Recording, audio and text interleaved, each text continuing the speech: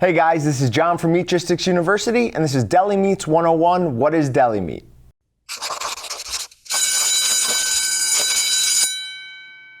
Deli meat covers a wide variety of different types of meat, but most types are going to be ham, turkey, or beef. Deli meat can be made a few different ways. It can be fresh, which will be a whole muscle cut that's been cooked and then sliced like a roast beef or some turkeys. Or it can be reformed from smaller cuts or even emulsified product that's then sliced and sold by weight for sandwiches, subs, or snacks. The fresh or whole muscle deli cuts are fairly simple to make at home, but more difficult to keep in a deli or grocery store. They're going to be injected with a soluble solution, then cooked or smoked until it's reached a safe internal temperature, and then usually vacuum packed. They generally contain no nitrates or nitrites, so they can have a dull color and the shelf life on them won't be as good as on a cured product. Now, if you're going to make this at home, the meat should be consumed within 3 to 5 days, and even when bought in stores, don't keep it for much longer than that. The more common way is to take multiple smaller pieces and then form them together to make something like a turkey or meatloaf. That's what you're going to see in your local deli.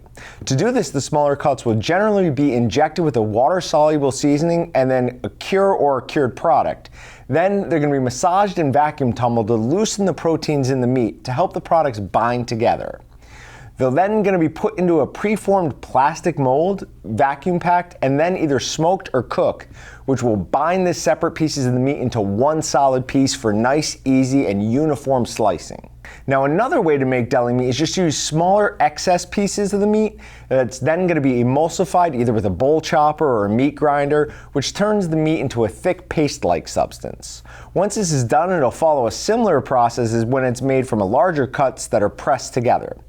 After cooking, some of them will be lightly fried to give them a nice crust and add a little bit more flavoring. It will then either be packaged and refrigerated for shipping to your local deli, grocery store, or even restaurant, or it's going to be sliced and packaged at a processing plant for sale as pre-packaged meals or cold cuts in your grocery store.